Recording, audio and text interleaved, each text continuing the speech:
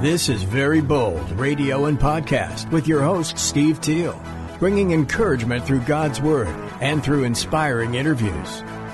Go to verybold.com for information and updates, and email steve@verybold.com. And now here's your host, Steve Teel. Steve Teel, Very Bold Radio and Podcast. Man, I'm excited. We've got Coach Keith Allen of the Schreiner University Mountaineers. Man, it is exciting. Head football coach. First NCAA football season is coming this fall. I'm glad they didn't put you in a tough conference or anything. Yeah, they let us kind of walk in the shallow end right off the bat. You know what I mean? That's a joke, by the way, if you didn't pick up on our sarcasm there. But, man, we're going to talk about how you started it all, getting it launched, and also going to talk about your faith and just have a great time. Exciting that, you're building something new up in Kerrville. And I'm sure I saw your roster, got a lot of guys from the San Antonio area. Right. We reached down to some parts of Corpus Christi, got some great athletes down there that are going to be coming up and from all over. So we're gonna talk about all of it. So thanks a lot, Coach Allen, for being here. Excited to be here. Like I said, just happy to share. Yeah, you see, we got our maroon on now. I had to go deep in the closet, but I found it. But our school color is hex 51000, so we don't match A&M. Okay, A&M is not okay. All right, different color. Yeah. Totally different color. I am. I'll tell you what. Now on Facebook you won't catch this, but on the YouTube video you will see we have the official 5510000. There you go. Going for the nameplates and everything. So you're not maroon. You're Schreiner maroon. You're Schreiner burgundy or something. Whatever it is called. Whatever it is. We have our own number. Okay, I love it. Yeah, you do for sure. So, man, Coach, just talk to us about how's it going so far. Tell us about getting it going and everything. Well, so here's what I tell everybody. January 17th, almost about this time last year, I get a phone call. Yeah. Hey, are you interested in being the head coach at Schreiner University? Coach. Well, couple of things. Yeah. I've never heard of Schreiner. And then my buddy goes, well, it's in Kerrville, Texas. And I was like, well, I'm not even sure where Kerrville's at. So, but yeah, I'm definitely interested. And so here we are, fast forward 1 month later, February 17th, I'm named head coach. And, within 6 months, we have a football team, coaching staff, equipment.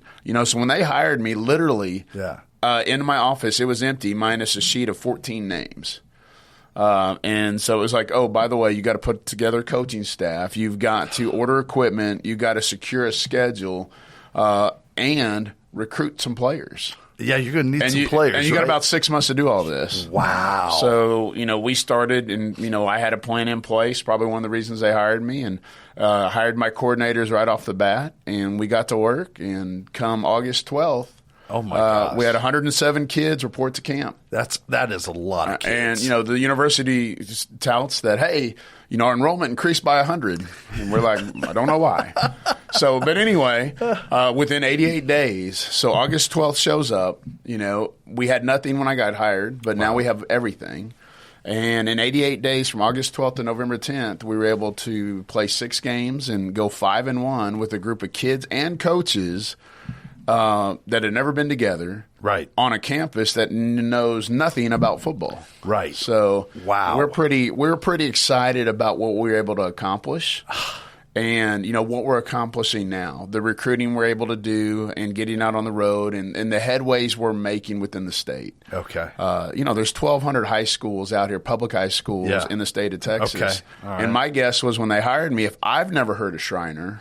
Right. How many of those coaches had never heard of Schreiner? Right. So, we made a very point of emphasis to connect with every high school head coach in the state and, as many as we could in the country as well, to let them know Schreiner football's here. Yeah. And so our coaches now, when they go on the road, they know who we are. It's not like I've never heard of you guys. Oh, that's good. That's pretty fast to make that happen.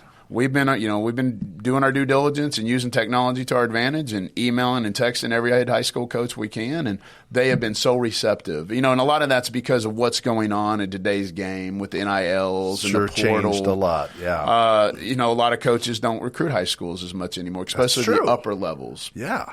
So they're very welcoming to a new program that's giving their student athletes another avenue or another opportunity to get a great education and play the game they love. Right. Oh, man, that's great. Okay. I'm guessing your career, because I've heard, I've seen parts of another interview and stuff of you just doing some research. It seems like some of your jobs just seem, I guess they're from God because they just seem to come out of nowhere. I know when you went to Florida, I mean, you talk about not wanting to, you were a college football coach at that time. And they had, I mean, I don't know how these people are finding out about you. Right. I mean, I don't know. It's God's wink for sure, and it's we talked about this earlier. It's about just giving it up and, not my will, but your will be done. Yeah.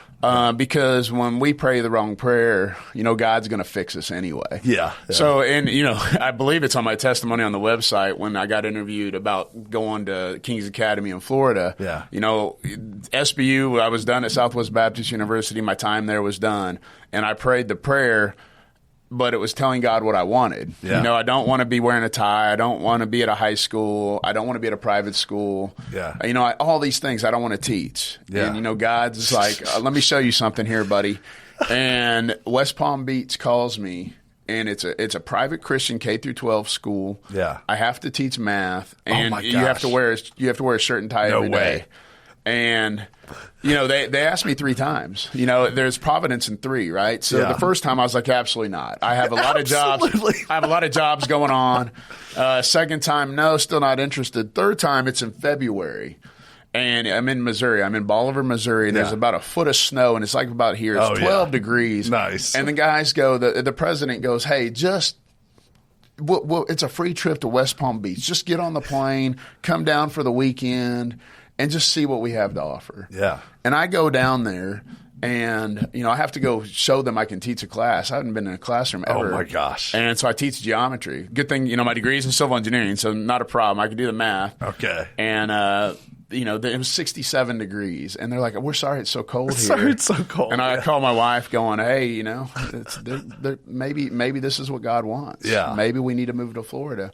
And, we put a list of demands or what it's going to take to move to Florida, and the president looks at it and goes, "Is that it?" Oh my goodness! And You're kidding me. I was like, "Dang it! I should ask for more." Right. But anyway, wow. So it's God's plans trump ours always and forever. Yeah. There's just to give you a little bit of background about my son. So my wife and I, we don't have any biological kids. Okay. So we're in Bolivar, Missouri. We've come to the realization we're not going to have kids of our own. We have made the decision we're going to be foster parents, and if it works out, we'll adopt. Yeah. And they told us, they're very straightforward with you. Like the odds of you being able to adopt an infant, somebody under the age of 1, is very low. Yeah. But you can foster, and we're like, okay, well, we feel we led to serve somehow. And so we're serving in fostering and doing a lot of respite care and a lot of emergency placements and things like that. And so here we are. We're in Bolivar, Missouri. Yeah. I have a job offer, or not a job offer. I have an interview in Northwestern State, Oklahoma, to be the head football coach. Okay. And I tell my wife straight up, I'm like, if they offer it, don't care what it pays, I'm taking it. Yeah. We're not going to pray about it. We're not going to talk. It's if they give it to me, they offer it to me, I'm taking it. Yeah. And I go down there, interview, and it's between me and another guy, and they go the other guy. Yeah. And, probably within another month, James is an emergency respite placement with us. Wow. And, from the state of Missouri, he becomes part of, it's what they call an at-risk placement, meaning if it works out, we can adopt him, but it's at risk, meaning, biological and kinship placements can still happen. Okay, yeah. And if I'd have taken that job, that would have never happened. Wow. And then, fast forward, there's another job, and if I take that job, we never adopt our daughter. Really? So God's divine hand is in everything. Yeah. And so we moved to Florida. And I'm thinking 1 year. And I'm telling you, 6 months into the job, I've had 3 job offers. You're kidding. I could move back. How are you getting all these job offers? What is going on? So I could go back to, well, I could not go back, but Mississippi. My buddy's the head coach at Mississippi College. Okay. And he needs a defense coordinator. But I just looked at my wife saying, the Kings Academy did all this stuff for us. Yeah. I did, but we hadn't even coached a season yet. I'd been there 6 months. I'm like, I think I owe it to them to at least go one season. Yeah. So we do the season, and then my daughter, she's going to be a senior. She goes, I love it. I don't want to move, so we stay. Okay. And then, one thing leads to another, and I quit looking for college jobs, and we stay there for a while. Wow. And then, God's divine hand moves us to Houston. I follow my wife. Yeah. And then I meet different people. What's the story there? What's the story there? You went to Because Houston? I'm looking at the bio sheet. I mean, you were down there in Florida, 2013, looks like to 2021. Yep. Started as defense coordinator pretty quickly. We're head football coach. Right. You won all sorts of accolades for Coach of the Year. Right. Did great down there.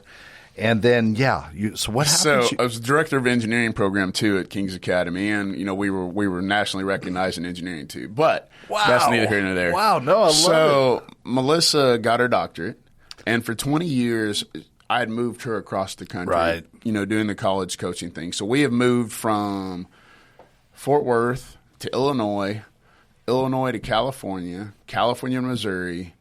And there was a little bit of time in Louisiana and then Florida. Okay. So she's a Dallas girl. Okay. I'm an Oklahoma guy. I'm a Tulsa guy. You had me at Oklahoma. Had me at Oklahoma, right? So here we are. We love West Palm Beach. It's the best weather ever. Yeah. But the reality is we were closer to 8 foreign countries than we were to any relatives. That's crazy.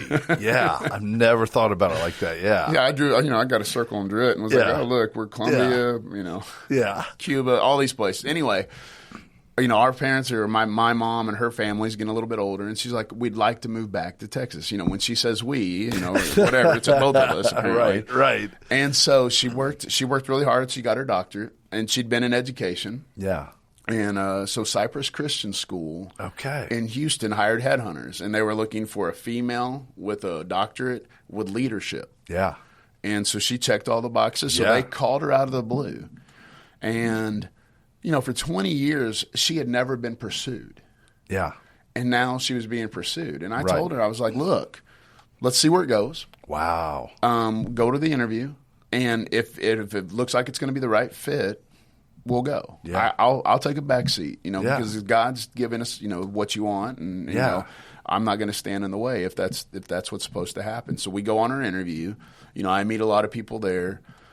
It goes off without a hitch. Okay. They offer the job. This is June now. Okay. And she takes it.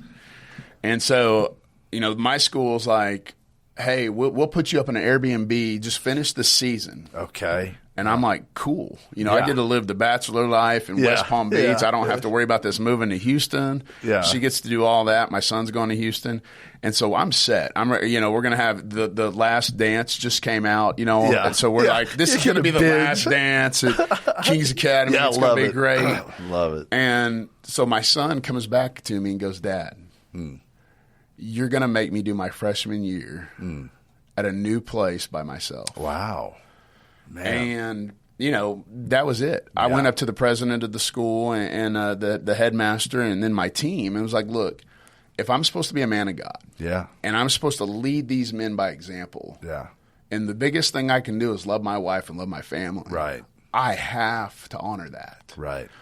And it was hard. Yeah. Because we'd had some great times and I had a great team and but just, it was just pulled at me that God was testing us. Right. And our job isn't to live the easy life. Our job is to do the right thing. Yeah. Ooh, and everything told me, be a husband and be a father. Yeah. But be an example for my kids. Yeah. So the kids in Kings Academy, we went through a hard little transition. Okay. But they got to see what they needed to see. Right. They needed to see me be the man I needed to be. Right.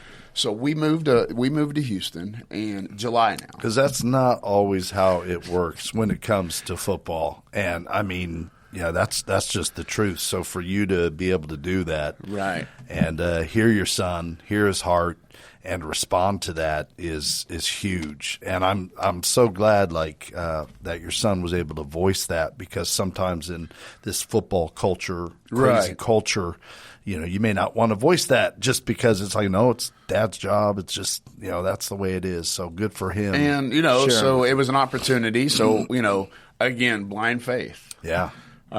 So I'm like, okay, let's go. Yeah. No job in hand, nothing. July. Not good timing for coaching.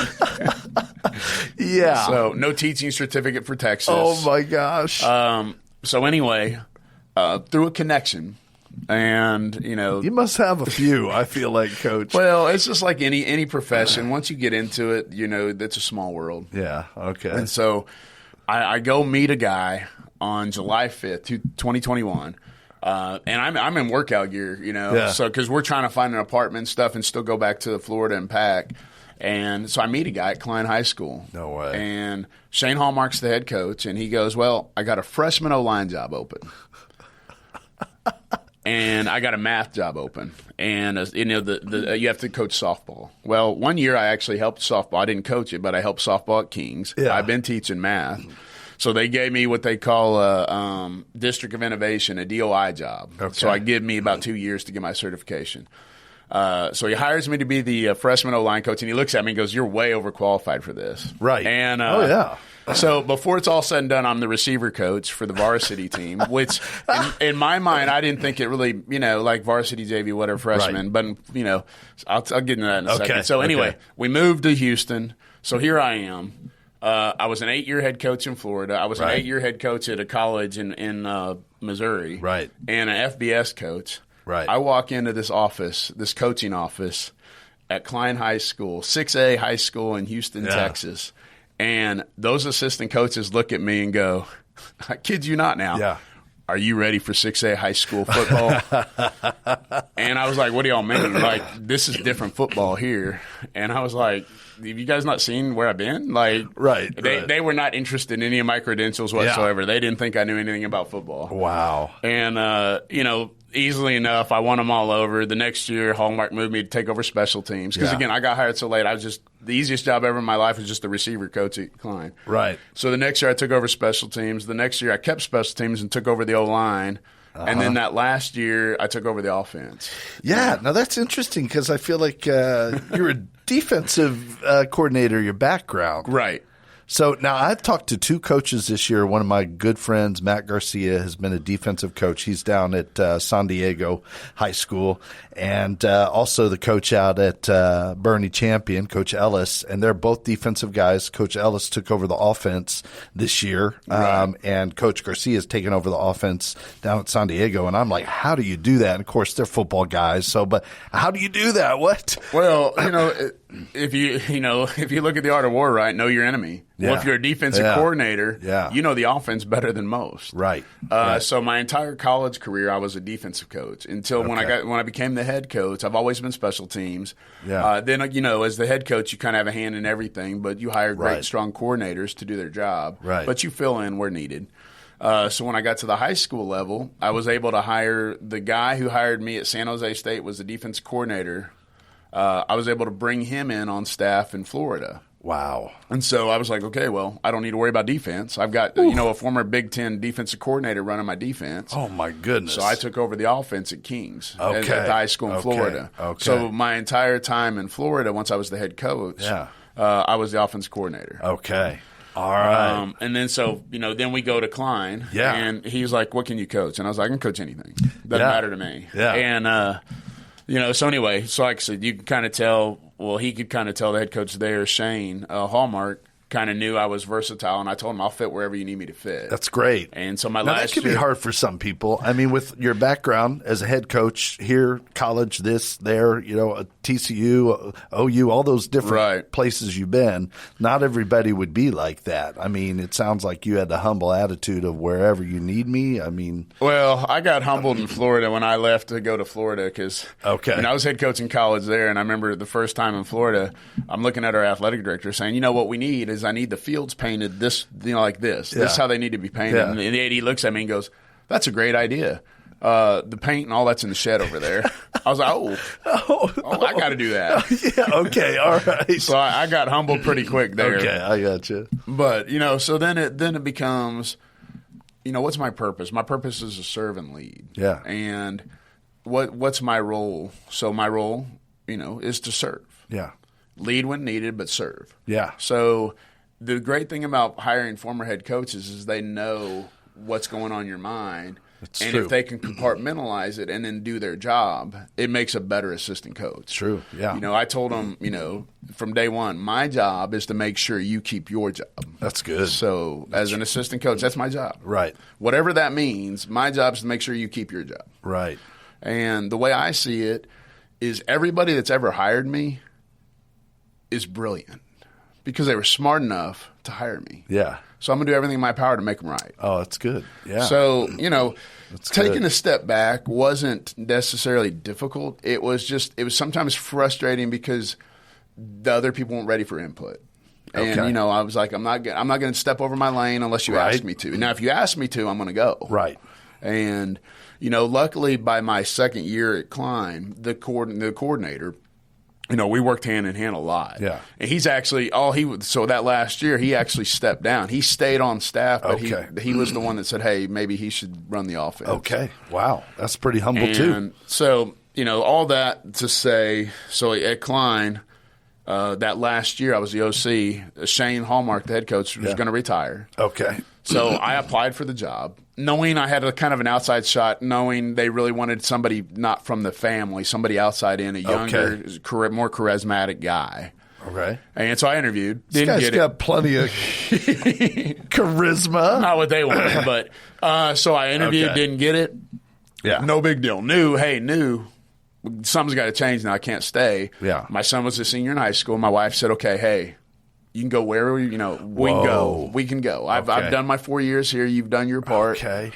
Do whatever you want. Yeah. And so then, after the Klein job didn't work out, Schreiner showed up, not a D2, a 2A school in North Texas showed up, and then a high school, a K through 12 school in Tampa, Florida showed up, and an FCS school in Missouri all showed up at the same time.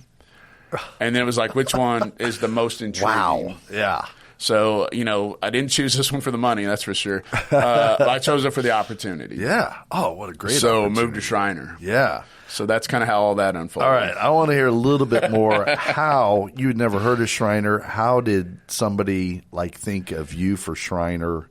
What was that connection? All right. So, coaching cohort, the same coaching cohort that got me the lead into Klein, David Jones, the head coach at Tybee High School. Yeah. Yeah. He just joined that cohort the year before. And he had called me because I'd done a project, not a podcast, I'd done a Zoom. I did a clinic talk. Yeah. And so he and I started talking. No way. And then so in December, at the end of the year, I did another presentation. He calls me, and, we talk about what we call an autopsy report, postseason analysis. Okay. And so at Klein that last year, we broke every school record offensively. Wow. Only went 6-4, but every most points ever, most yardage, this, that, and the other.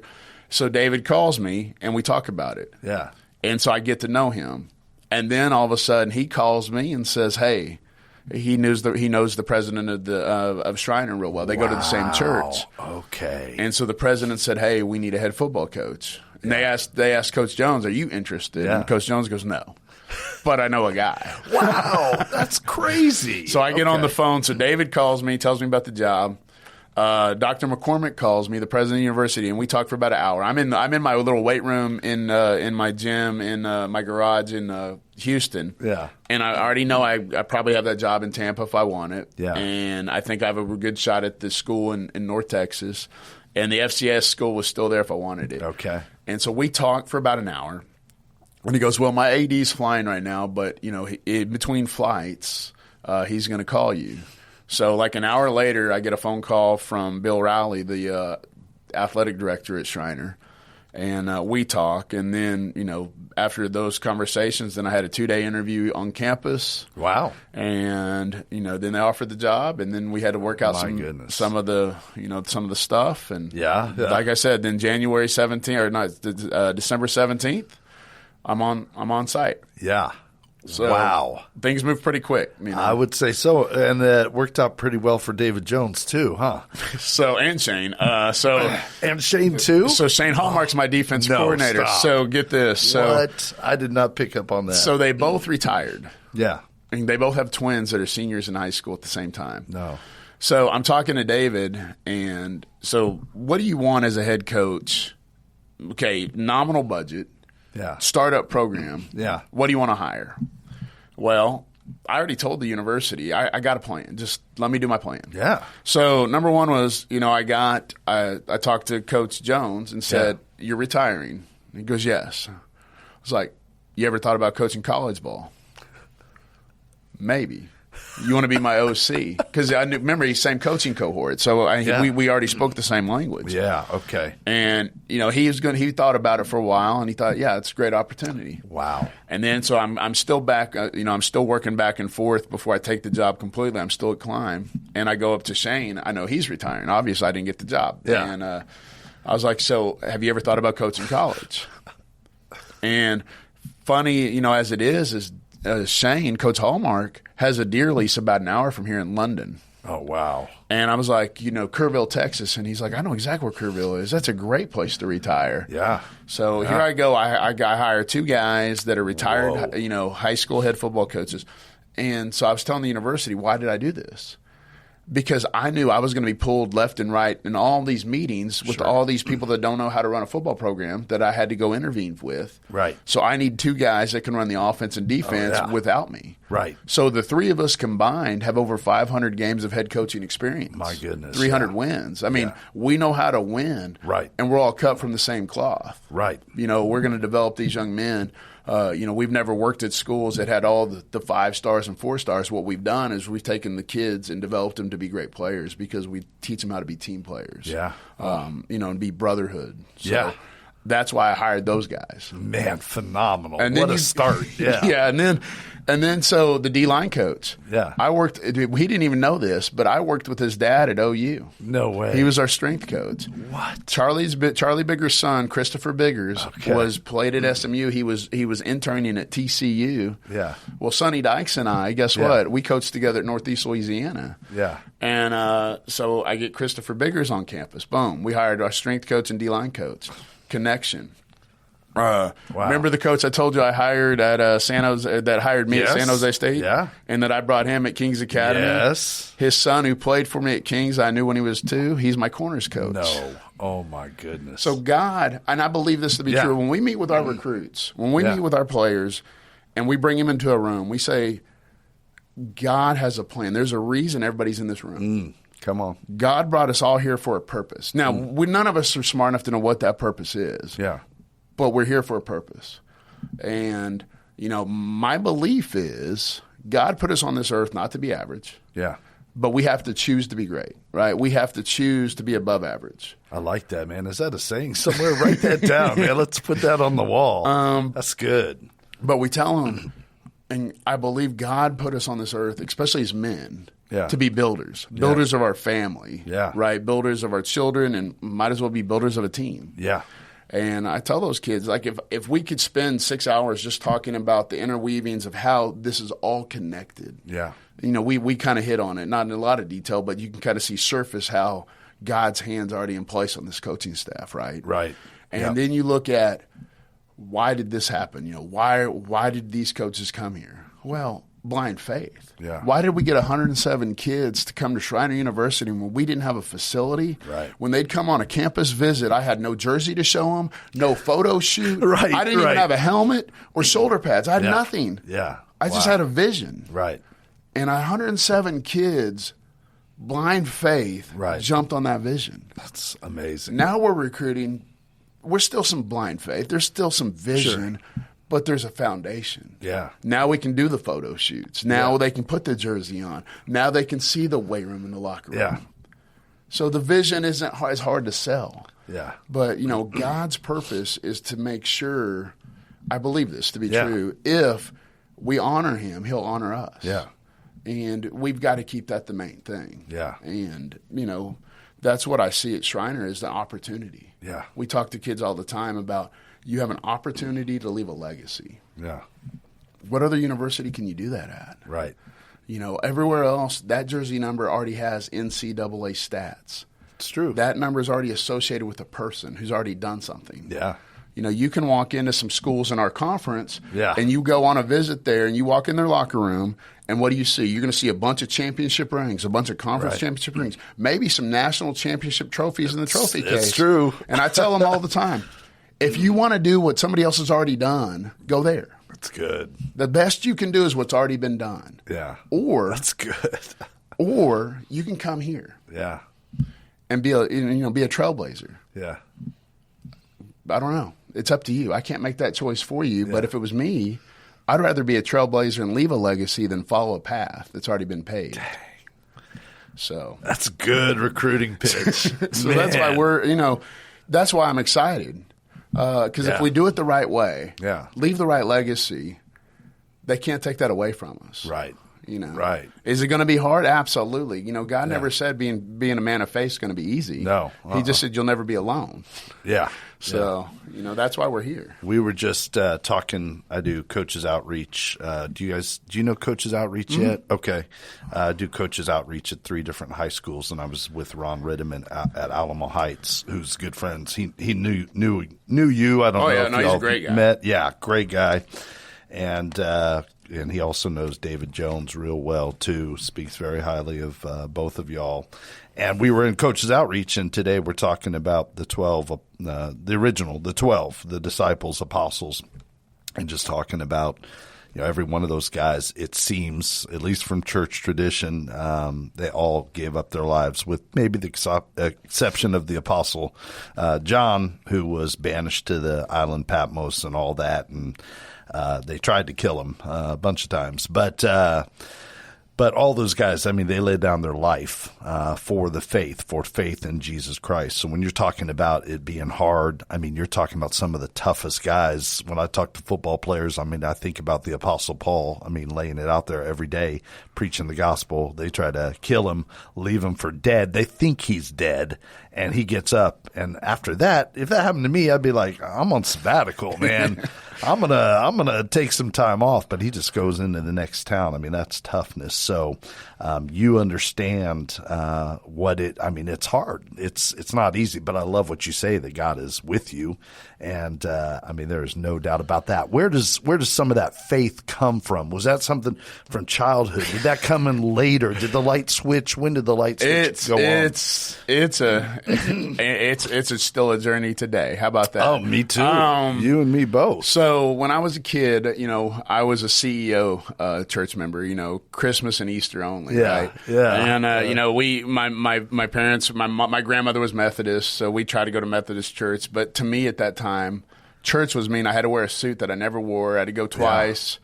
And I had to go to something and didn't get it. Yeah. 7th grade. So I'm going to give you the whole testimony. Hear it. But love it. 7th grade, football team, pizza party, Baptist church hosts it. Yeah. And then they lock us in this is my memory now. Yeah. Individual rooms and interrogate us, and kids are crying. You know what I mean? Like, you're going to go to hell. Oh, man. And so this is my church. This is my vision of what church is. This is Jesus. These guys are feeding me pizza to get me in the room and then tell me I'm going to hell. Yeah. And then, I fill out a form or something, and I'll never forget this. Oh, man.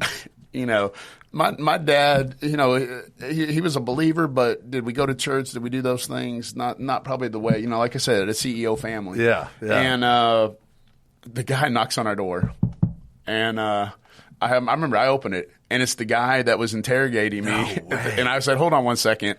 And I go get my dad, and I leave. My dad takes care of the guy, right? Good for you. So imagine 7th grader. Oh, man. That is what Christianity is to me. That's pretty traumatic, honestly. I mean, I know you're going to say it's not, but seriously, yeah. And then, I go to University of Oklahoma. And as you get older, you join the fellowship of, the FCA, the Fellowship of Christian Athletes, because that's where all the cool kids are going. Yeah. And what I'm finding out in high school and in college is it's a facade. Yeah. What they say on those Monday night, Wednesday night meetings is not what they're doing Saturday nights and Friday nights. They're living a lie. Yeah. And I remember, so I'm a freshman, sophomore at OU thinking, I don't get it. Yeah. Yeah. You know, but I thought, I was a believer by acts at that time. I thought I was going to heaven because I was a good kid. Gotcha. I was Yeah. an Eagle Scout, right? I did the Good Turn Daily. Yeah. National Merit Scholar. I did all the right things. Yeah. So I believe I had earned my right to faith. Right. And that's where I was. Yeah. And then so I go, Mike Clopton. He was the DFO, Director of Football Operations at University of Oklahoma. Mm-hmm. And I'm student coaching. I wasn't good enough to stay on as a player anymore, so I'm student coaching. And, you know, you work crazy hours just trying to get – Oh, man. And so he invites me to go to church and goes, you know, I'll take you to Applebee's afterwards. Yeah. So, definitely doing that. And so I go with him, and, you know, he doesn't, like, interrogate me, but we start talking about faith. Yeah. And, you know, I find out, you know, maybe I'm a little off on what faith is. You know, I thought I had to earn it. Right. Of course. And, you know, so I thought, I didn't know American way. I didn't know it was an Acts thing. You know, I didn't understand all that. Yeah. I just, you know, I'm a good kid. I'm going to heaven. Right. You know, I haven't killed Right. anybody, so I'm Right. all right. Yeah. Yeah. And, you know, I'm not like those other kids at FCA, right? So then Right. we start judging Yep. the weight of sin, right? Yeah.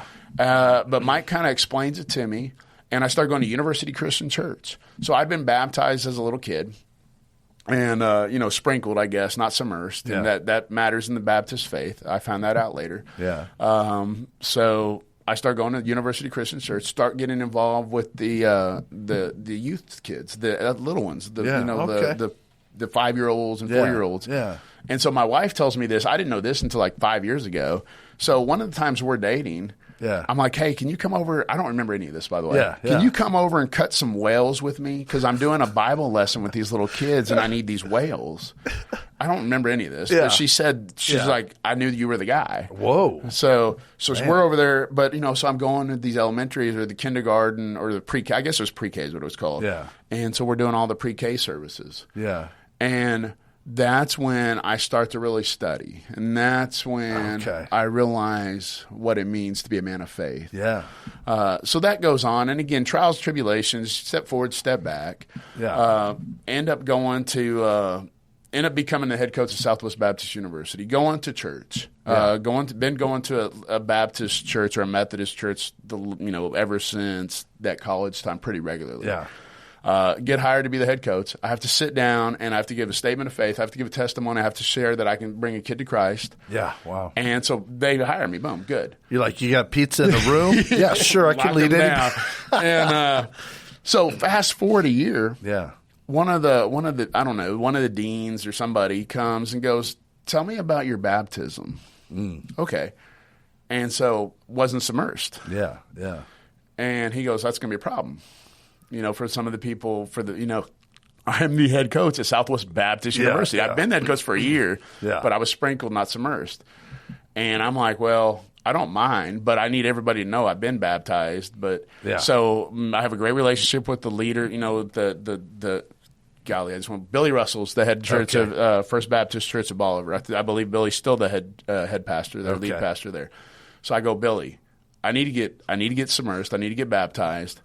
But they need to know that I've been baptized, just, you know, not submersed. I've been sprinkled. But Billy goes, I got you. Don't worry about it. It'll be fine.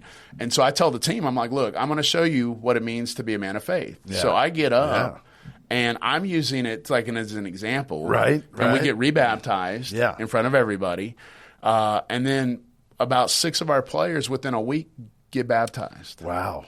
And you know, it was a great opportunity for me to show these kids, to openly show my faith, recommit my life to Christ. Right. And, you know, that's kind of where we were with our faith. And that's kind of how I grew. Yeah. And then it just became, you know, it's never easy. Right. But choices become easier when you have the North Star, when you have the guiding principles of, I'm a man of faith. Yeah. And it's pretty black and white what's right and what's wrong. Yeah. And so as a head football coach, as a leader of men, like I said, making that decision with my son wasn't a hard decision. I mean, it was hard, but it was an easy decision to make. Right. And at King's Academy, I had a great church there, and we were able to lead a lot of kids to Christ. And that's awesome. Southwest Baptist, same thing. And then so one of the things I've done here, we're a Presbyterian university, right? But we don't really shove our faith down their throat because, you know, it's a little bit different. Yeah. And But I was able to take our student athletes to 3 different church services in fall camp. Cool. You know, when we took them to 3 different types of denominations. You know, we took them to a Presbyterian church, we took them to a Church of Christ church, and then we took them to more of a contemporary church. Yeah. And, you know, everybody's like, well, why are you doing that? Yeah. You know, well, it's my job to lead them. Right. And so I'm going to take them to 3 different services. Number 1, maybe they can plug in and find a service that a church that fits them. It's good. Number 2, I want our community to see our kids. Right. I want to get involved with our community. Right. And I need to know these pastors, because one of the things when I have a football team of 80 to 100 kids, I have a lot of manpower that can do a lot of things in the community if needed. Yeah. Who knows the needs of the people of the community? Who knows the shepherd? You know, the shepherd knows the flock. Right. So if I get to know the shepherds and they know their flock, they know who's hurting. Yeah. So in Southwest Baptist in Bolivar, we had a lady named Norma Bishop. Yeah. 80 some odd years old, widowed lady, one of the nicest people in the world, but she had 5 acres of land. So Billy came up to me and says, hey, Coach Allen, you know, Norma Bishop's prayer request, she needs some help on the 5 acres. Yeah. And I looked at Billy and I said, look, Billy, if you need skilled labor, I don't have it. But if you need manual labor, I got tons of it. Yeah. And so my kids, all of them, showed up to her yard. Yeah. And the church had gathered enough equipment. And within 2 to 3 hours, our entire team took care of her 5 acres. And did my kids even break a sweat? I don't even know. Yeah. They had a lot of fun, and, you know, they got to burn some stuff. It was fun. They had a blast. You got to burn But it served a purpose. Yeah. Norma Bishop was already one of our biggest fans. Yeah. But just to see the burden we lifted off of her shoulders that we easily did, Right. And, you know, if you'd have had the church show up and 5 guys show up, that's a lot. Right. But you give me 70, 80 kids, we knocked it out no problem. That's crazy. You know, it was more me getting us get back on task, but we got it done. And seeing the power of a team. Yeah. And seeing those kids bond. And seeing that group of young men win games they'd never won before. You know, before we took over there, they'd only averaged 2 games, winning 2 games a season for 15 years. I only won 30 games the 15 years before I got there. Yeah. We won 30 games in our 5, 6 years there. That's amazing. So, man. You know, but that's the power of brotherhood. That's the power of servant leadership. That's the power of what our core values are. Yeah. You know, we preach this with our team, and I'll tie this in because Yeah. it hasn't changed. We got a motto. It's real simple. Tough people win. Yeah. You know, you talked about the 12 apostles. Yeah. Tough people win. Right. Right. There's nothing statistically saying Jesus Christ's words should have carried the way it carried. Right. But tough people win. Yeah. Our motto, our Bible verse that I've used since 2008, and I don't change. Like at King's, like, what's your Bible verse this year? Same one it was last year. Yeah. 2 Thessalonians 3:10, paraphrase says this: if one is unwilling to work, they shall not eat. You know, for I gave you this message, for those unwilling to work, they shall not eat. Yeah. Don't be lazy, right? Earn everything you get. Yeah. That ties in perfectly to what we're trying to do at a football program in the Hill Country. We're going to be tough. Right. We're going to earn it every day. Yeah. And those are the characteristics and traits we're trying to instill in these young men. Yeah. And then it ties into our 5 core values. Team. I'm not going to go through the whole spiel with y'all. It's but all right. It's team, all right. Tough, enthusiasm and effort. Yeah. Discipline, and then focus and finish. You know, everything team first. If you put the team first, you'll never have a problem with anybody else. Yeah. Problems arise when it becomes a me-centric world instead of a we-centric world. And then tough. Do it no matter how you feel. Your feelings don't matter. Yeah. Yeah. Do what you're supposed to do. It's good. You know, moms do it all the time. You think moms want to change diapers every day? Right. No. Right. They do what they're supposed to do because they need to do it. That's good. And then enthusiasm and effort. Show up every day with great enthusiasm. Be fired up to be there. Yeah. And then give your best effort. Yeah. If you're going to be there, you might as well give your best effort, right? And then discipline. Do it no matter who's there. Yeah. If your boss is there or not, do it the same way. Yeah. And then the big one, the 5th one, that focus and finish. Yeah. That's not a generational thing. That's a society thing. We lack focus. I can't barely watch a movie without stopping it and doing something else anymore. Right. It's amazing. You know, back in the day, we'd buy movie tickets, and you didn't want to go leave to miss anything. You wouldn't go to the bathroom or anything. Right. Now I'll pause it anytime I want. Right, yeah. So as a society, we've lost the ability to focus at long chunks of time at a task. Right. So we teach these kids to focus at the task at hand. Football is one of the few things for 3 hours a day, meetings and practice, that they don't have their phones. Right. And then if we teach them to finish, how easy is that? Just finish. Just finish whatever you start. Yeah, it's good. Those 5 core values put you in the top 3% of anything, any endeavor of your life. Be a team player. Yeah. You know, be tough, have great enthusiasm and effort, be disciplined, and then focus and finish. Yeah. You know, to me, that's what we try to do. Those core values, the tough people win, and our Bible verse, 2 Thessalonians 3:10. Yeah. You do those things, and, you know, our football program, what we talk to you about is, you know, it's 4 for 40. You give us 4 years of your life, and we're going to change the trajectory of yours for the next 40. I like it. That's good. You know, we talk to these people about if we're doing it right, if we're doing our job the right way, we'll win games. Yeah. That's the byproduct. Right. But if you judge me on our wins and we judge you on your wins, we miss the mark. Yeah. God's given us an opportunity to be in their lives for 4 years. If all we've done is made them a better football player and won a lot of games, we've missed the mark. Right. We've got to make them better men. We've got to make them better sons. We've got to make them better citizens. We've got to make them better husbands and then eventually fathers. Right. That's our job. Yeah. And if you're doing it right, you're going to have to do some things you're not going to want to do in your life. And I'll give you a great example. Yeah, give it. 10 years. I've been not at SBU for like 8 years or 9 years. Okay. Jared Shumpert, one of my best players out there, amazing football player, all-time tackler. Him and his wife and his son get in a car wreck on I-30 going over Lake Ray Hubbard. Him and his son perish in the fiery accident. Oh, mercy. His bride, Laura, escapes. Wow. So, social media being what it is, we find out pretty early what happened. Yeah. You know, I'm not at SBU anymore. I'm in Florida. Right.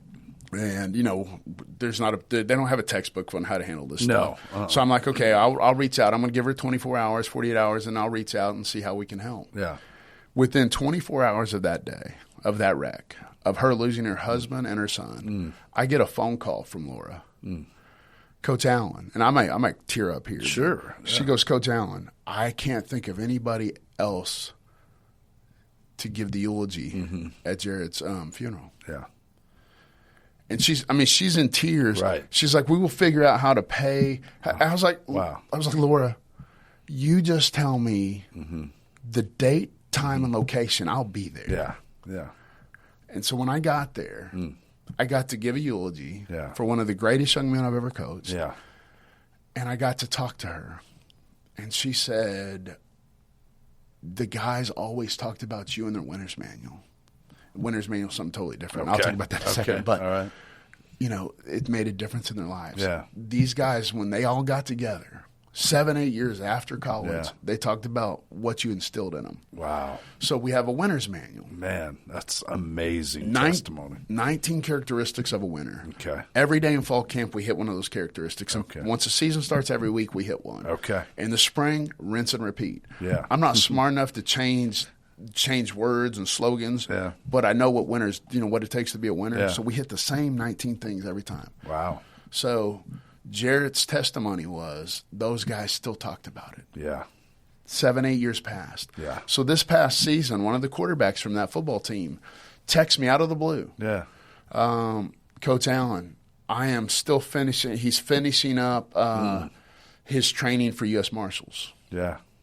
He says, the characteristic traits you taught us in the winner's manual have kept me here. Dang. I'm able to share that with my kids at Schreiner because, they're 18, 19-year-old. They're all freshmen. Right. And I'm sitting there going over these 19 characteristics of a winner. And, my coaches say, don't you spend a lot of time on that?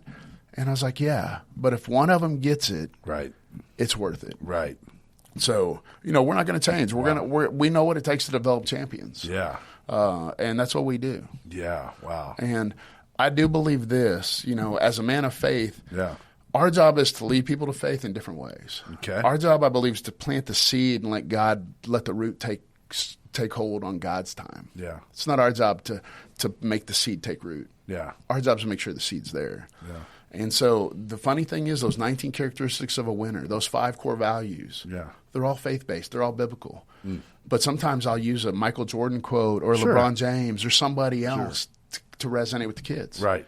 Because I don't believe at the end of the day God's going to be upset that they got that biblical value because they heard LeBron James say it instead of of Proverbs. Right. I think it just matters that it gets to them. Yeah, that's good. So it's our job to plant the seeds, and it's God's job to let it cultivate and grow. Yeah, that's good. Wow, that's good. Well, take a breath if you need some water.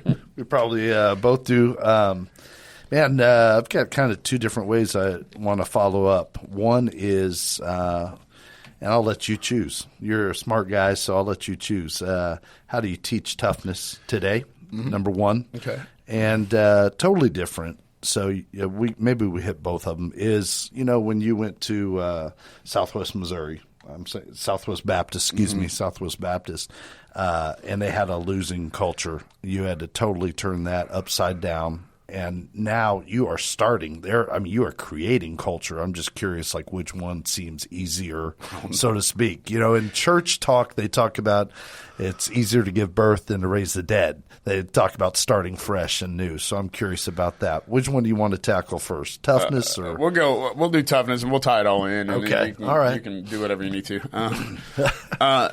So develop toughness is pretty easy. You got to push the limits in a multitude of ways. Okay. I don't think you have to teach toughness by making somebody run against the wall 100 times. Yeah. You just got to put them in critical situations. So football toughness, meaning I know I can do it. Yeah. And you're not going to fall to you're going to fall to your level of training. Okay. So we got to train them. So in football, it's situational football. Yeah. They got to understand situational football. Okay. So we use a film or an acronym called TTG, Teach the Game. Okay. So when we do film study, we'll pull a couple of clips from our practice, our previous game, or something we've seen on TV or YouTube, and we teach the game. Teach situational football. Okay. Yeah. Because toughness. There is or isn't toughness. If you watch the movie Man on Fire, he says there is no toughness. There's just training. Okay.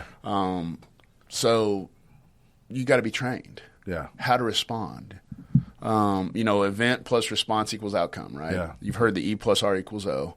So our job is to train the response. Okay. We can't control the event, but we can control the response. Okay. Yeah. We don't want the reaction. We want the response. Right. So we put them in situations and teach it. Okay. And then there's things you have to do because you have to be able to know you can empty the gas tank and still go. Yeah. You have to push the envelope. So there's some things that we'll do where we don't let them take a break. Yeah. When we do some fast-paced stuff, Yeah. or we'll do some conditioning. We'll do some conditioning early in practice so they're tired and fatigued, making them have to respond when they're tired, like they're going to have to in a game. Right. Yeah. So it's putting them in situations to train them how to respond to the situations that require toughness. Yeah. Oh, that's good. And, that takes a lot of time. But the biggest one is if I can win the mental aspect, the physical aspect will take care of itself. Yeah. That's why we spend so much time on the mental part of the game. Yeah. On the 19 characteristics of a winner. Yeah. What it means to be a great teammate. The 5 core values. Tough people win. So we teach those things and then put them in situations to have success or failure. Right. And grow from it. Right. But it's all about situational football and putting them in those situations. It's the same with developing leadership. It drives me crazy when coaches say, well, we had no leaders. Well, that's your fault. Okay. That's 100% your fault. Your job as a coach is to develop leaders. Yeah. So when they say we had no leadership, what are you doing? That's a big red flag for you. That's your fault. Yeah. So we're developing leaders. How do you do it? Same way, situational awareness. Put them in situations to lead. Yeah. Because everybody thinks the leader is that bell cow guy that hoorah. Yeah. There's 7 different types of leaders out there in the world. Okay. Yeah. And biblical, the way of the shepherd. There's tons of ways to lead. Right. Right. The shepherd's rod. It has a hook on one end and a pointer on the other for a reason. Yeah. Sometimes you got to pull them along. Sometimes you got to shove them. Yeah. Sometimes you got to whack them. Yeah. But it's all they've got to learn how to use the skill set to be a leader. That's good. Okay. So to go to the question about which is easier. So when we took over Southwest Baptist University, here's something you need to know. We never kicked a kid off the team. Oh, wow. So my first year, again, I got hired in July. Yeah. So it was something with July around me. Yeah. We went 0-11. I joked with the president of the university, hey, there's a good chance we'll go 0-11. And oh, man. And God humbled me, because if we'd had success, I would have had the biggest head as a young head coach, 29, 30-year-old head coach, however old I was. I would have had the biggest ego. Yeah. I already have a big one, so God needed to humble me. So we go 0-11. I don't wish 0-11 on my worst enemy. Yeah. It was the worst season of my life. Yeah. But what happened was we did not deviate from our core values. Yeah. You know, we bus is going to leave at the time the bus is going to leave. Yeah. Even if you're walking to the bus. If the bus is supposed to leave at 11, and usually I pick a random time so they have to remember it. Yeah. So if the bus is leaving at 11, so give you an example, my first year, 3 or 4 kids are walking up at 11. So we'd already shut the doors to the buses, and I opened the door, and the kids thought they were getting in. I was like, no, you guys are late. And then we took off. Yeah. Because I had to set the example of what was expected on the team. I benched the starting quarterback because he broke curfew. Why did he break curfew on a Friday night? Because he had a cold and he was at the Walmart getting cough medicine. Yeah. My position coach happened to see him. Yeah. Calls me, Coach Allen, what do I do? It's like, was he out of bed? Yeah. Pretty simple. Yeah. Yeah. He's suspended. Yeah. The kid came to me crying. I get it. Right. You could have called the coach. Coach could have got it. You know, there's 1,000 ways you could have done it. Right. Yeah. But you broke a rule. You knew it was a rule. Yeah. Here's the consequences. Yeah. Anyway. So, wow. Yeah, that's impressive. So the president of the university, I knew he had my back that game, because at that point, because this is probably a game we should have won. Probably the only game we could have won. Man. And the president of the university comes to me after the game. So we're 0-8. Yeah. Not. You don't want to see the president of the university coming to you when right, you're 0-8. Right. And he said, "Hey, Coach Allen." Yes, Dr. Taylor. I noticed Steve Gishette. That was our quarterback. Yeah. Remember the kid I told you just that he texted me about the U.S. Marshals thing? Oh, wow. I noticed Steve. Same kid. I noticed Steve wasn't playing. Yes, sir. He broke a team policy. Keep up the good work. And he walked away. So I was like, okay. Wow. He's going to give me a chance. Talk about full circle. I can't believe it's the same kid that you just were talking about. Yeah. What? Okay. Wow. Because there's people you like and there's people you respect. Yeah. And sometimes you like and respect the same people, but sometimes you don't. Anyway. Yeah. So at the end of that season, the kids knew what our standard was. Yeah. 56 kids chose not to live at that standard. So we were able to replace our football team because 56 kids on that roster, the 2007 roster, chose not to live up to that standard. Whoa. We kicked 0 off the team. I got you. And guess what? Went 5-6 the next year. Most ones they'd had in 10 years. The next year went 6-5. Wow. 7-4. Wow. And then still to this day, it's the only time in school history they've had 3 back-to-back winning seasons. Yeah. So wow, that's an incredible story. So coming here, I got to be the gatekeeper a little bit. Yeah. I mean, now being so late, we kind of opened our arms last year because it was so late in the recruiting process. Right. So some of the kids got in that weren't really our guys. Okay. That we thought they were. They thought, hey, maybe it would fit in, and that's part of it. When you bring in a whole bunch of freshmen, it doesn't matter how well you vet, right? Right. You're not going to get them all right. Like I use Jesus all the time as an example. You know, with the apostles, he was wrong on 1 out of 12. So you got to give me at least the same percentage. Yeah. I like it. So, and that's not a fair comparison at all, but I like to use that as saying, hey, we're not going to be right. When we bring in a lot of kids, we're going to be off. And then when I bring in 100 freshmen, right, there's going to be a lot, not a lot, but there's going to be some that aren't the right fit. Right. And it's going to weed itself out. Yeah. Now this year will be a little bit better because I've recruited them for a full year. We've vetted them. We've talked to their coaches a lot more. We've got to know these kids on a personal relationship. So it's way easier to build from the ground up because think about it. What is cheaper, to build from the ground up or have to go back in, redo the foundation, tear down the walls, and rebuild it? Right. Yeah. Since there was no foundation, this was awesome. I told the administration, I was like, so we're walking on a perfect beach, a snow morning where nobody's walked on the snow yet. Yeah. We get to leave the footprints in the sand or in the snow as we want. Yeah. So I won't say it's easier because none of it's easy. Right. But it's more enjoyable to build it from the ground up, to see with your own eyes what you've been able to build. I enjoyed taking over the programs. I took over Kings. I took over Southwest Baptist. both at very different, varying degrees of success, and was successful at both. And, it has very little to do with me. That's why I think these coaching awards are stupid. I mean, I'll gladly take, Coach of the Year awards and all that. But, my coolest award was the one I got state Coach of the Year for the state of Florida, all 818 high schools. Wow. I was Coach of the Year in the entire state. And here's the thing, as well as I do, usually Coach of the Year won the state championship. Right. And so here we are. We're a 3A school out of 8A. It goes all the way to 8. Okay. And we lose in the state championship to Chaminade Madonna. Chaminade Madonna was a 3-time state champion already. Okay. So we play that game. I'm going to put it in kind of context for you. They got 7 guys signed FBS scholarships, or Power 5 at that time, scholarships crazy. Just on their defense. No way. At Kings Academy, at that point in time, I had 0 kids with any scholarship offers at any level. A D3 walk-on, NAIA Division II, 0. Wow. Halfway through the second quarter, this is where the story, the Cinderella story ends. Yeah. Halfway through the second quarter, we're up. What? We're beating them 14 to 7. How can you score 14 points on that defense? Because they had never – so for 3 years, they never changed their defense. It was press man. Oh. Okay. So I was like, we're just going to short motion and we'll run pick routes till the officials call it, or until they change. So we scored 2 touchdowns because we pick route. Their kid would fall down and our guy's wide open. Bam, bam, touchdown. Yeah. And then they played off man. Then they backed their guys up. For the first time in 3 years. Yeah. So when I see that, I'm like, well, it's over. There went that. Because then they just route. I mean, we throw a pass concept. It's called a smash concept where, we're reading their corner. Their corner sits down, so we're going to throw the ball over his head. Yeah. We complete that 99% of the time when the corner sits. Corner sits, we throw it. Yeah. He flips his hips, runs back one hand, and intercepts it 18 yards deep. Well, the kid's going to Miami, right? I mean, there's a reason he's going to Miami. Right. And I told my quarterback, I was like, well, you did what you're supposed to do. There's nothing else you could have done any better. It's just sometimes their players make plays. Right. And so anyway, we lose the game. Head coach comes to me at the end of the game. I'm upset. There's no such thing as consolation prize or whatever, or whatever. I don't even know what that word is. But I was upset. I wanted to win. Right. And we had a game plan, and if they didn't change their defense, if they didn't do anything, we had a chance. Anyway.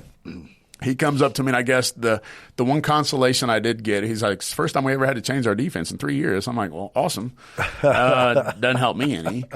But anyway, fast forward, I get named Coach of the Year, and the reason is because, and this is what the guy who gave me the award told me. He goes, Coach Allen, pre-game, we would have said you were 2-14 or 2-12. And what do you mean by that? And he goes, every game you played, we looked.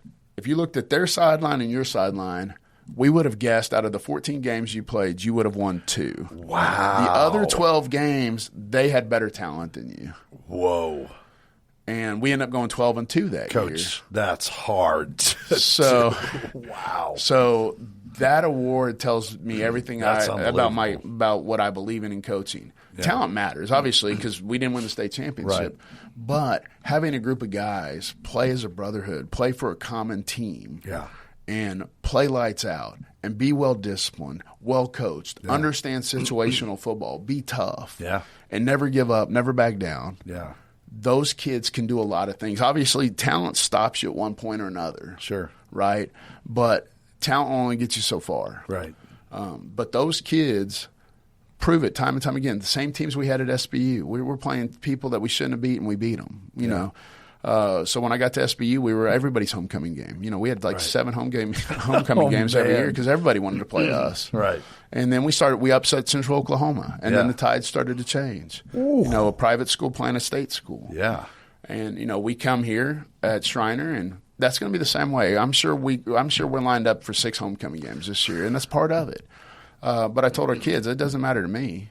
Yeah. We're not going to back down. Yeah. We're gonna, I didn't come here with a 10-year plan or a 5-year plan. I came here with the plan to get as good as we can now. Yeah. Without cutting corners. Yeah. Wow. So, all right. We'll talk a little bit of. You got young guys. Do you have any older guys? So you're going to be 18, 19-year-olds playing 22-year-olds? Oh, yeah. No, so we only signed 6 thus far, transfers, but they're all just sophomores and juniors. Young guys, yeah. We have one grad transfer we're trying to get cleared through. Okay. That'll be a senior. Okay. But everybody else, we're going to be heavy sophomore, heavy freshman. Yeah. And it's okay,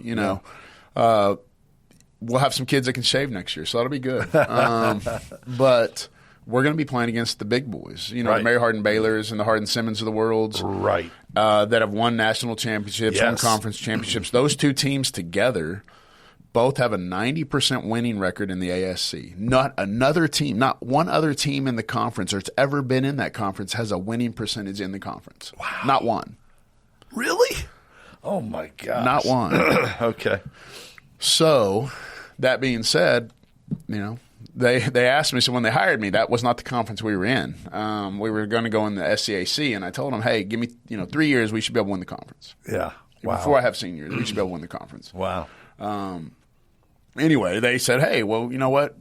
We're going to join the ASC. I found that out in a board meeting, too. I'm addressing the board. No. It's just brand new head coach. I'm addressing the board, and one of the board members goes, Coach, how do you feel about the change of conference? And the president and the AD jump up like, shut up, be quiet. And then I'm looking at them like, we get some explaining to do here now. So we have a meeting afterwards, after the cat was out of the bag. Oh, man. And, I gave them my true assessment and opinions of what I thought and what we should do. And the university made a decision. And so, I was asked, what do you think about the decision? And my answer is going to be the same as it was then, is I'm a soldier. I fight where I'm told and win where I fight. Yeah. So that's good. You lay the foundation, I'll be there. Wow, that's good. And that's what we're going to teach our kids. We're never going to back down. We're never going to play second fiddle to anybody. Yeah. We don't care how old we are. We don't care how new we are. None of that matters. Nobody cares, right? Nobody cares to get better. Yeah. So, Yeah, exactly. All right, there's going to be how many schools in the conference next year? Because you guys are new. And McMurray's coming back. McMurray is coming. So we'll have 6 teams in the conference, and so that gives us, and the reason they asked us and McMurray to join is because you need 6 teams in Division III to be an AQ, an automatic qualifier. Oh, okay. So because we're joining and McMurray's joining, the winner of that conference is now going to be an automatic qualifier. So previously, Mary Hardin Baylor had to get a at-large bid. One of them had to get an last year. I think Hardin Simmons. Simmons did last year. Okay. Correct. All right. Wow. Okay. Schedule-wise. Do you play some of these schools twice? No, because now we're at 6. Okay. So we got 5. Everybody's got 5 conference games, and everybody's got 5 non-conference games. What's your non-conference like? So we're playing the SCAC schools for the most part. So we're playing Austin College. Okay. We're playing Southwestern. We're playing Lions College in Arkansas. Okay.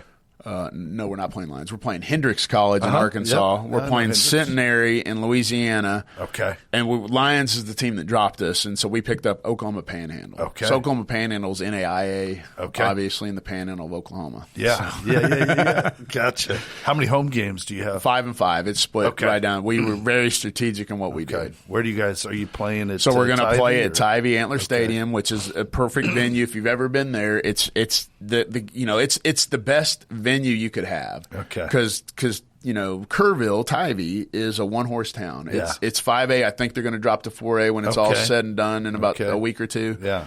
But the campus is in the center of town. I mean, not the campus. The stadium's in the center of town. Yeah. The high school and the middle school are on the edge of town. Okay. So everybody's got to drive there. It's like a municipal stadium. Yeah. It's got a beautiful facility, beautiful venue. So our goal is within the next 4 to 5 years to get an on-campus stadium. Okay. But I'd rather be slow and do it right than fast and do it wrong. Right. And the one thing you got to know, though, is Kerrville, Kerr County, per capita, has the most millionaires in the state of Texas. Yeah, I've heard that. So it's my job to get those people excited about Schreiner football that we can get that stadium built faster. Yeah. So we do a lot of shaking hands and things like that. Absolutely. A lot of speaking and things like that. So. Oh, that's exciting. Do you this is not as important as what you're doing day to day, but do you have a vision for what you want that stadium to look like?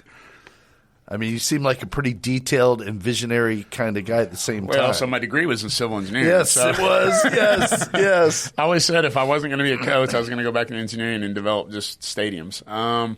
Yeah, I have my vision and the school's vision or their initial master plan's a little off, but it's all within. We can make it work. Okay. All right. If you've ever been to Mary Hardin Baylor, their lower levels are pretty nice. Okay. But when the infinite wisdom of our university, they've done a lot of great things. We have a brand new weight room, brand new locker room. They overlooked that They overlooked that we would need some offices for our coaches. Yeah. And meetings for our team. Yeah. So in the new facility, we'll have more coaching offices and meeting spaces for our team. All right. But if that's the biggest downfall we got, who's got it better than us? Right. I mean, I'll pick our facility in our town, our location, and our university against any of them. Yeah, I love it. And we're having success on the recruiting trail. If you keep up with us, tell us about that. What's going on with recruiting and really, I mean, besides just players, I mean, who are you looking for when you talk to a high school coach? If you talk to Coach Ritteman and you say, "Hey, tell me about the kids A, B, and C," I mean, Right. What are we looking for? All right. So first thing I want to tell you is RDOP. You might want to write that down. RDOP. All right. I'm Recruit daily or perish. Okay. So my coaches have that.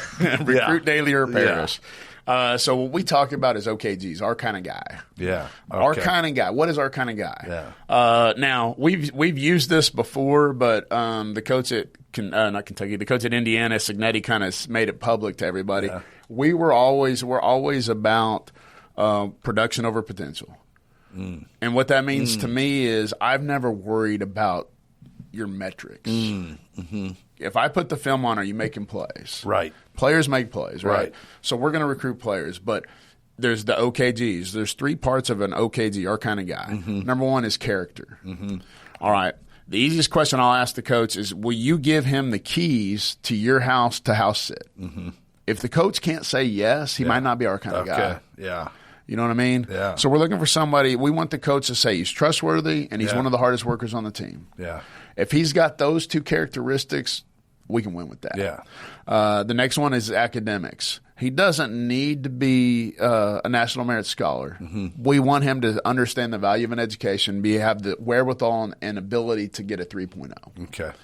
And then the other part is he driven to be great? Yeah. I mean, do you have to prod him along, or is he driven to be great? Yeah. Is he low maintenance? I said this and I got in trouble at the recruiting day the other day. I was like, there's only one high maintenance person I'm going to put up with, and I'm not married to any of y'all. So my wife did not like that. But anyway, so and then do they want to be great? Are they competitors? Yeah. And finally, and this matters a lot, do they love football? Yeah. And then are they great teammates? So none of that has to do with really on the field stuff. Right. But I told the parents this: we're probably not talking to your son if he hadn't shown something on film already. Right. But then it's whittling it back. Is he an OKG? Yeah. I don't have time for high maintenance people. I learned this in my life. I want to be around people that I want to be around. Yeah. And I don't like to be around people I don't like. And two types of people I don't like: high maintenance. Yeah. And average people or mediocre people. People that are okay with being average. Yeah. Because high achievers and mediocre people don't mix. Yeah. High achievers don't like mediocre people, and mediocre people don't like high achievers. So I'm surrounding myself with high achievers. Yeah. And, people that want to be great, strive to be great, strive to be the best they can, be trailblazers. Right. So that's that whole hill country mentality. So if you learn about Schreiner University, Captain Schreiner, why we're called the Mountaineers is because he was the captain of the Mountaineer Division of the Texas Rangers. I did not know that. And when you learn about his upbringing, family dies when he's young. He's sitting there wheeling and dealing, learning how to trade and just to make ends meet. Yeah. He's got a little bit of tenacity about him. He's got a little bit of wherewithal. He's got a little bit of drive to be great. Yeah. That's what we want. We want to honor that legacy and get that hill country kid. Yeah. That toughness. It's good. So, that's what we're building. That's good. So when I talk to those coaches, those are the things we're talking about. Do they drive to, will you trust them? Yeah. Are they one of your hardest workers? Are they driven to be great? Do they love football? Can they make it academically? Yeah. You do those things, you can, and again, we've done it at Southwest Baptist. We've done it at King's Academy. Yeah. and we're going to do it here. Right. And then like I said, we took a bunch of. We called this season's group because we got them so late. Yeah. We called ourselves the Island of Misfit Toys. Yeah. These kids, nobody wanted them. Yeah. Some of them, I mean, some of them were highly recruited, but some of them, nobody talked to them until we talked to them in May or March or April. Wow. And you know as well as I do, the later you are in the recruiting cycle, getting on people, what's left? Right. But these kids came together with a common purpose, a common vision, and for the most part, have we had our hiccups? Yeah. Have our kids done dumb things? Absolutely. Yeah. I'd probably be more nervous if they didn't do anything wrong. Yeah.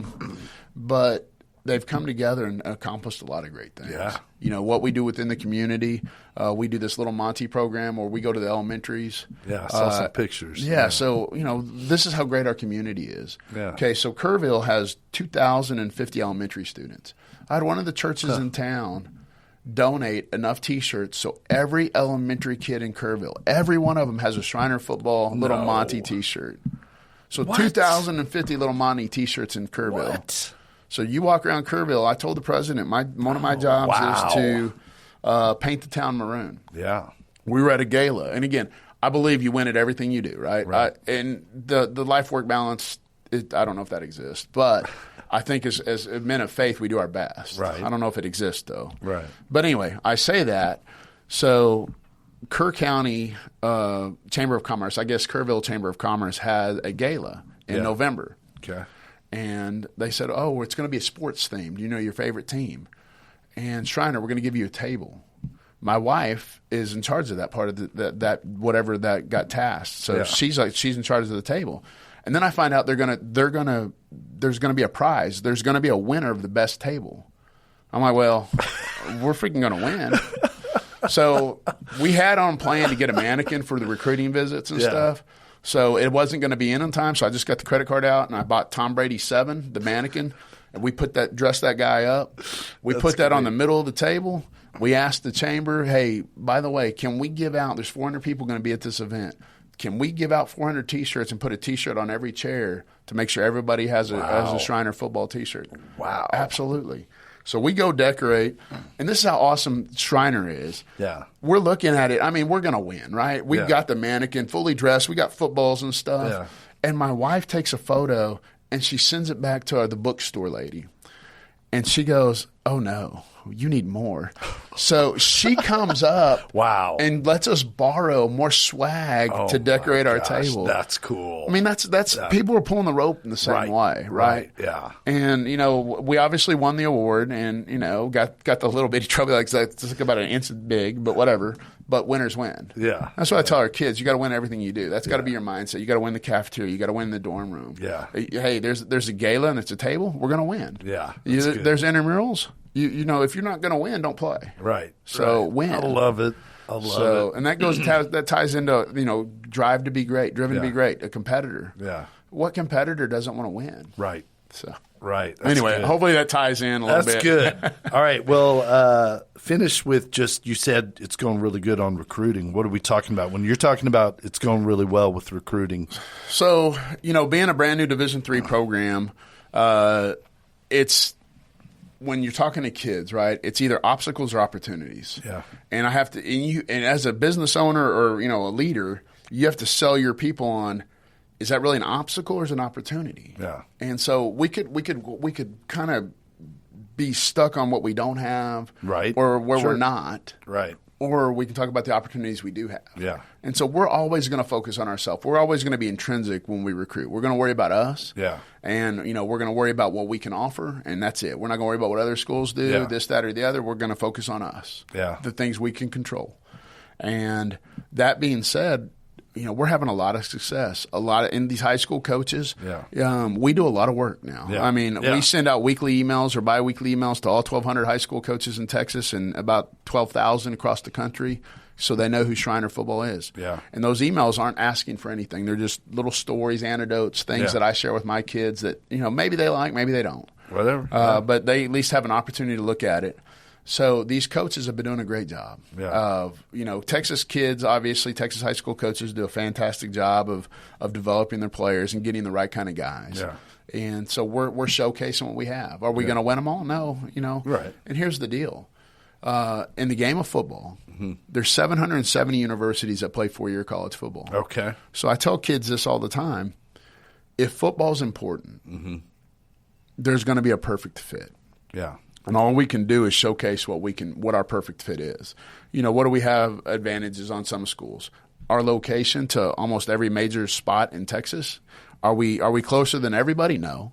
But we're pretty centralized. Obviously, we are literally in the heart of Texas. Yeah. If you draw Texas and put a heart where it should go, Kerrville's where it's at. Yeah. We're an hour from one of the biggest cities in the country, San Antonio. Right. 2 hours from Austin, 4.5 hours from Houston, about 5 hours away from Dallas. Yeah. I mean, that's pretty good. Yeah. I mean, within a 5-hour drive, we got all the kids in the world we want. Now you go west, hill country, we're your best bet, right? Yeah. So location, hey, we're doing pretty good. Yeah. The opportunity to compete right away. Who's got it better than us? I mean, we're all freshmen. Right. Leaving a legacy. Yeah. Great academics. You name it, we probably got it. Aviation, got it. Business, got it. Engineering, got it. Yeah. So do you like deer? We've got tons of those. Yeah. We're an hour away from a big urban city. Yeah. And our city's big enough, 24,000 people. So we got a lot to offer. Yeah. And the thing is, a lot of people don't know that we're there. Yeah. So we got to change that landscape. We got to change that mindset. Right. And let people know we're here and we're a viable option. Yeah. But the recruiting's going great. We've signed a lot of kids. Again, NCAA doesn't let me say a whole bunch about it. Okay. But we're pretty happy where we're at. Okay. And so when other schools start chirping about you, like why would you choose Schreiner to a kid? That's a good sign. You know you've made a headway. Yeah. Right? Because like you said, we're never going to talk about the other schools. Right. Ever. Like if I'm recruiting you, you know what I'm never going to ask you? I'm never going to ask you who else is recruiting you because I don't care. Yeah. Only thing that matters That's to good. me is Schreiner University is recruiting you. Right. That's the only thing I care about. Right. Because a lot of schools, a lot of lazy coaches will go, who's all recruiting you? Right. Yep. And then they'll look and they go, oh, well, I'm not going to recruit you because they're none of my level. Well, Right. they're being lazy. Right. Yeah. We're gonna recruit hard. We're gonna spend a lot of time doing our due diligence, and when we offer, we're gonna feel 100% confident on those offers. Right. So, Right. That's good. That's good stuff, Coach Allen. I'll tell you what, man. Coach Allen and Schreiner, they're going to win. I mean, I guarantee you. So, I appreciate no it. question. Yeah. Yeah, no, there's no question. Maybe you didn't pull out the Signetti Google me, but you can. Pretty It, much good. it shows 0-11. I mean, it shows that too. Maybe man, yeah, wow, and great start, 5-1 in your developmental season, and man, really exciting. God, you have got a plan, and you've got it put together, and you got great coaches. My goodness, yeah, it's really, really exciting. So We're trying. Like I said, it's every day. And it goes back to the fundamentals of life, right? Every day, do you wake up? Do you get to go to work? You got to go to work. Yeah, yeah. You get to go to work, right? Yeah. I get to make a difference. And, I told our kids this last week. One of my I love recruit. I love everything we're doing. Yeah. But my favorite day this year was when they all came back on campus and we had a team meeting. Yeah. And we got to reintroduce some new guys and Yeah. get them going and talk about a vision. That's and good. vision casting. Y'all have spring football coming up. NCAA, it's voluntary workouts right now, so they're Okay. working out 3 to 4 times a week. After spring break, we have 16 opportunities to practice. Again, Division III model has some different rules in place. Okay. So we'll be practicing. We'll get on the field, and we're getting a lot better.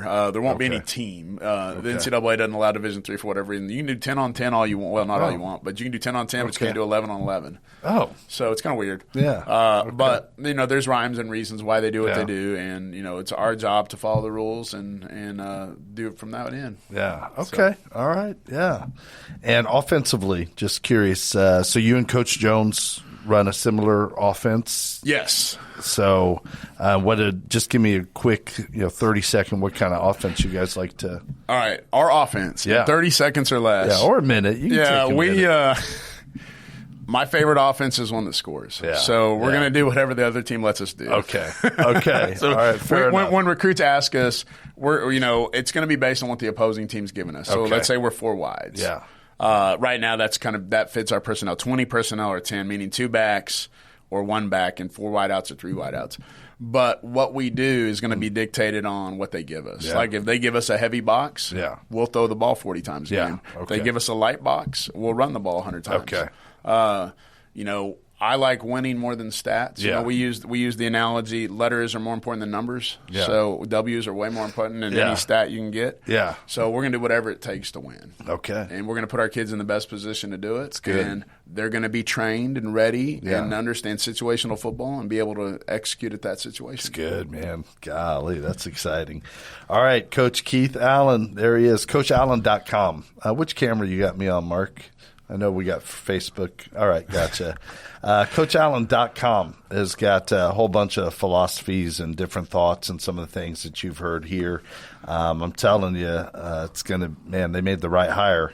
Get the right guy in there, and he gets the right guys and gets the right kids. Man, it's going to be really, really exciting, Coach Allen. We're looking forward to it. I mean, that's the opportunity's there. It's up to us to take advantage of it. Yeah. All right, man. I'm going to have to get that football schedule out, see which one I can come to Kerrville and catch y'all. Oh, September 5th is the best one because that's the home opener against Austin College, 6 p.m. Oh, man. Okay. All right. We're gonna get after the Kangaroos of Austin College. Yeah. So. I love it, man. Well, all right. Well, Coach Allen definitely is someone who's very bold, and that's what we're trying to be. We're trying to be very bold with what God has called us to do. And, that all comes from the basis of what God has done for us. You know, what Coach Allen was talking about, a lot of us grow up thinking it's something you earn, right? Like, I'm better than that guy. At least I'm not as bad as that guy. I haven't done this, haven't done that. And then you just come to the point, it's not what you've done at all or not done. It's what Jesus did for you. And what Jesus did for you when God sent him to this earth was to die for us and to live for us, to show us that tenacity, show us that love, show us who God really is, that he cares about you, that he loves you, loves being around you, and would do anything to make that possible. And Jesus, I mean, he went to the cross for you. He went to the cross because you can't earn it. You can't decide, I'm going to be better. I'm going to do this. No, it's what he did for you on the cross. He made a way for you to have relationship with God.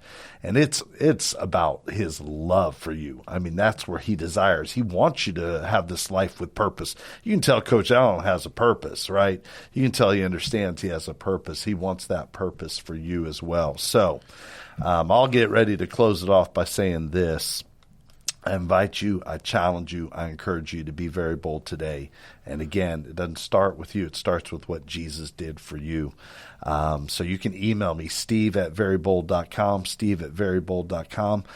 Get out that calendar, make a road trip up to Kerrville. If you're down here in San Antonio, if you're listening in Kerrville, you're right there. I want to hear from you about the excitement of what they're doing with Schreiner University and Mountaineer football coming up. So steve@verybold.com. And, be very bold. The Apostle Paul put it this way, a lot better than I can, a lot more concise too. He said it in 2 Corinthians 3:12, therefore, since we have such a hope, we are very bold. Very Bold Radio and Podcast with your host, Steve Teel, bringing encouragement through God's Word and through inspiring interviews. Go to verybold.com for information and updates, and email steve@verybold.com.